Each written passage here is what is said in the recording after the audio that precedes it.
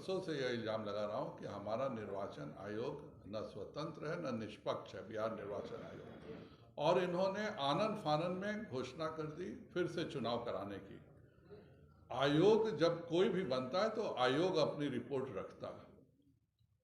आयोग an Sinha institute ने कब रिपोर्ट रखी? यह अति पिछड़ा आयोग ने कोई भी रिपोर्ट सार्वजनिक नहीं किया, और किस कारण से उन्होंने इसको एक बहुत ही गुप्त तरीके से बिहार निर्वाचन आयोग को कब दे दिया? बिहार निर्वाचन आयोग ने इस गुप्त तरीके से प्राप्त किए हुए सारे कागजों का कब अध्ययन किया और उसके बाद कब कैसे कल घोषणा की? ये सब चीज़ें सार्वजनिक होनी चाहिए। अगर निर्वाचन की प्रक्रिया सभी के सामने सार्वजनिक नहीं होगी तो यह बहुत ही अफसोस है। और अब तो इस बात को पूर्णतः प्रूफ मिल गया कि चुनाव आचार संहिता लगी हुई थी, और अगर चुनाव आचार संहिता लगी हुई थी तो बिहार निर्वाचन आयोग ने नीतीश कुमार जी पर, तेजस्वी यादव जी पर और जल संसाधन विभाग के प्रधान सचिव पर, गृह विभाग के प्रधान सचिव पे, चीफ सेक्रेटरी पे, डीजीपी पर क्यों नहीं चुनाव आचार संहिता के उल्लंघन का केस किया है? यह एक बहुत बड़ा प्रश्न उठता है। हम सब देखें और आप सब पत्रकार उपस्थित थे कि राजगीर में, गया में नदी जल योजना का उद्घाटन हो रहा है। यह चाहे वह पटना में नौकरी देना हो, चाहे राजगीर हो या गया हो, यह तीनों नगर निकाय हैं। दो नगर निगम है, एक नगर परिषद है। अगर यहाँ चुनाव आचार संहिता लगी थी तो इसका सरासर उल्लंघन, जो कि अब सबूत मिल गया कल घोषणा के बाद कि हाँ वाकई यहाँ चुनाव आचार संहिता नगरों में थी। तो अगर नगर में चुनाव आचार संहिता थी तो निर्वाचन आयोग ने अभी तक नीतीश कुमार जी पर, तेजस्वी यादव जी पर, विभिन्न विभागों के प्रधान सचिव पर केस क्यों नहीं किया है? इसका जवाब निर्वाचन आयोग को देना चाहिए। हमें कोई भी विधायक सांसद को एक छोटा सा कार्यक्रम नगर में नहीं करने दिया जा रहा है, और माननीय मुख्यमंत्री जी उद्घाटन कर रहे हैं, नौकरी दे रहे हैं, और इन पर एफआईआर भी दायर नहीं होता। तो मेरा पहले निर्वाचन आयोग से यह स्पष्ट अनुरोध है कि वह शीघ्र मुख्यमंत्री, उप मुख्यमंत्री और जिन जिन विभाग का उद्घाटन हुआ उन सभी विभागों के प्रधान सचिव पर शीघ्र एफआईआर करें और उनके ऊपर कार्रवाई करें। नीति संगत बेल मिल जाए तो ठीक है, नहीं तो गिरफ्तारी भी उनकी होनी चाहिए। और दूसरा, हमारा जब बात इंडिपेंडेंट एंड डेडिकेटेड आयोग बनाने की थी तो आपने 2007 के पुराने आयोग को ही क्यों किया? आनन फानन में, बैक डेट में इनको इंडिपेंडेंट नया आयोग की घोषणा क्यों की? इसमें इंडिपेंडेंट कौन है? आधे सदस्य जदयू के हैं, आधे सदस्य राजद के हैं। तो इंडिपेंडेंट आयोग का इसमें एक भी सदस्य नहीं है जो इंडिपेंडेंट हो।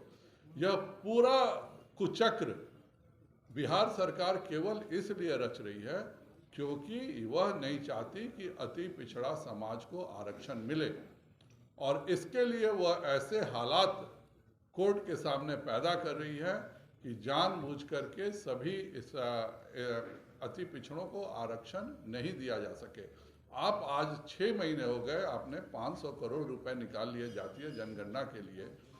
2 साल तक आप, अब तो मैं यही कह सकता हूं कि आप नाटक कर रहे थे जातीय जनगणना का, क्योंकि आपके मन में असल में जातीय जनगणना का होता तो यह तो सबसे बड़ा आपके पास मौका था कि आप सभी नगर निगम, नगर परिषद, नगर पंचायतों की जातीय जनगणना कराते, जो जहां पे अति पिछड़ा समाज सबसे ज़्यादा है उनको देते। पर नीतीश कुमार जी की जो एक झूठी जिद है, और उसके कारण चाहे वह शराबबंदी में पुलिस का इन्वॉल्वमेंट हो, चाहे अफसरों के द्वारा बिहार की जनता के साथ नाजायज किया जाना हो, या फिर यह चुनाव हो, यह हर में दिखाता है कि नीतीश जी अपने झूठे अहंकार में बिहार को डुबाने पर लगे हुए हैं। मेरा स्पष्ट मांग है कि जब आयोग बना तो आयोग एएन सिन्हा इंस्टीट्यूट की रिपोर्ट सार्वजनिक करे और अपनी भी रिपोर्ट सार्वजनिक करे, और निर्वाचन आयोग बताए कि उसे कब अति पिछड़ा आयोग के सारे कागज मिले, उनका उन्होंने कब अध्ययन किया, और आयोग का ऐसा क्या है जिसको आपने इतना सीक्रेट रखा कि किसी न आज तक कोई पत्रकार जानता है, न विधायक जानते हैं, न विधानमंडल जानता है, न कोर्ट जानता है। यह केवल निर्वाचन आयोग, मुख्यमंत्री और अति पिछड़ा आयोग के कमरे में भीतर बैठ करके दस्तखतिया आयोग था, इस बात के स्पष्ट प्रमाण है। मेरा बिहार निर्वाचन आयोग से अनुरोध होगा कि अब जब वह चुनावों की घोषणा कर चुके, मान चुके हैं कि यह चुनाव आचार संहिता लगी हुई थी, तो सबसे पहले निर्वाचन आयोग को निष्पक्षता के लिए मुख्यमंत्री, उप मुख्यमंत्री और सभी विभाग के प्रधान सचिवों पर FIR। EBC बिहार में EBC आयोग है, एक्सट्रीम बैकवर्ड क्लास का आयोग है। हमारे यहाँ इकोनॉमिकली बैकवर्ड क्लास का कोई आयोग नहीं है। सुप्रीम कोर्ट ने किस आलोक में यह कहा है और जो डिस्कशन हुआ है कोर्ट में, वो हम लोगों ने भी पढ़ा है। पूरा का पूरा डिस्कशन एक्सट्रीम बैकवर्ड क्लासेस पर था और इस पर जब उन्होंने इसको कह दिया कि ये नहीं होना चाहिए, तो उस शब्द का अगर सुप्रीम कोर्ट से कोई शब्द की गलती हो जाती है तो यह कहीं भी उसका क्लैरिफिकेशन लिया जाता है। बट क्लैरिफिकेशन लेने के बदले इसका एक दुरुपयोग करके और पूरे के पूरे बिहार को हाई कोर्ट और सुप्रीम कोर्ट के सामने लगातार नीचा दिखाने का काम बिहार सरकार कर रही है। और मैं अभी लिखित में देने जा रहा हूं, और अगर वह कार्रवाई नहीं करते हैं इलेक्शन कमीशन तो निश्चित तौर पे हम कोर्ट में जाएंगे। कानून सभी के लिए बराबर है। अगर चुनाव आचार संहिता का उल्लंघन मुख्यमंत्री और उप मुख्यमंत्री ने किया है तो हर हालत पर उन पर कार्रवाई होनी चाहिए। अगर इलेक्शन कमीशन नहीं करेगा तो हम हाईकोर्ट में जाके न्याय मांगेंगे।